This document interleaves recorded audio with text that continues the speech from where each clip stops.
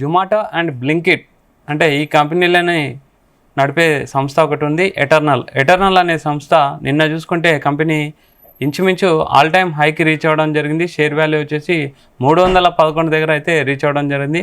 ముఖ్యంగా చూసుకుంటే Q1 results open అవ్వడం అండ్ Q1 రిజల్ట్స్ ఓపెన్ అయిన వెంటనే మార్కెట్ వాల్యూ వచ్చేసి ఇంచుమించు 3 లక్షల కోట్లకైతే రీచ్ అవ్వడం జరిగింది. ఇది నిఫ్టీ 50లోని టాప్ 5 కంపెనీలలో కంటే ఎక్కువ. ముఖ్యంగా విప్రో కానీ, టాటా కానీ, JSW అండ్ నెస్లే వీటికంటే ఎక్కువ మార్కెట్ వాల్యూ ఉండే కంపెనీలు ఇవి మెయిన్. వీటిని కూడా అంటే ఎటర్నల్ అనే సంస్థ అయితే కంపెనీ అయితే షేర్ వాల్యూ అయితే పెరగడం జరిగింది. ముఖ్యంగా టాప్ మోస్ట్ 5 మార్కెట్ వాల్యూ ఉన్న కంపెనీలను కూడా దాటేసి ఎటర్నల్ అనే కంపెనీ ముందుకెళ్ళడం అయితే గమనించవచ్చు.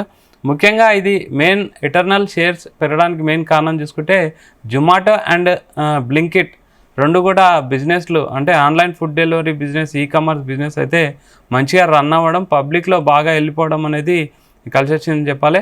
లాస్ట్ ఇయర్ చూసుకుంటే ఆదాయం చూసుకుంటే 4,200 కోట్లుగా ప్రకటించారు. కానీ ఈ ఇయర్ చూసుకుంటే మాత్రం ఇంచుమించు 70% అయితే ఆదాయం పెరగడం జరిగింది.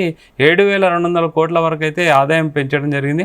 అండ్ గ్రాస్ ఆర్డర్ చూసుకున్న 140% అనేది పెరగడం ముఖ్యంగా అంటే షేర్ వాల్యూ పెరగడానికైతే ముఖ్యంగా గమనించవచ్చు. అండ్ బ్రోకరేజ్ సంస్థలు కూడా చూసిన మార్కెట్ అయితే మంచి ఊతాన్ని ఇవ్వడం అనేది అబ్జర్వ్ చేయొచ్చు. సో ఎటర్నల్ షేర్స్ అయితే ఒక్కసారిగా ఆల్ టైమ్ హైకి రీచ్ అవ్వడం జరిగింది. అండ్ ముఖ్యంగా ఇంకోటి చూసుకుంటే Q1 రిజల్ట్స్లో కూడా ఇంచుమించు 4,000 కోట్లు అయితే లాస్ట్ ఇయర్ ఆదాయం, ఈ ఇయర్ ఆదాయం చూసుకుంటే 7,000 కోట్లకు జరగడం జరిగింది. అండ్ బ్లింకిట్ బిజినెస్ కూడా మంచి ఊపందుకోవడం అనేది ఎటర్నల్ సంస్థకు అయితే మంచి కలిసి వచ్చిన అంశం చెప్పాలి. ఓవరాల్గా అంటే ఎక్స్పర్ట్ చెప్పేది అంటే దీనికి ఇంకా వాల్యూ అంటే ఎటర్నల్ సంస్థ అండ్ జొమాటో అండ్ బ్లింకిట్ వీటిలోనే కాకుండా కొత్తగా ఏరోస్పేస్ బిజినెస్ కూడా ఎంటర్ అవుతుంది. సో ఇన్వెస్టర్లు కూడా మనం ఇన్వెస్ట్ చేయొచ్చు అని అయితే ఎక్స్పర్ట్ చెప్తున్నారు. అంటే మంచి షేర్ వాల్యూ ఇంకా పెరిగే అవకాశం ఉందని అయితే స్ట్రాంగ్గా బిలీవ్ చేస్తున్నారు.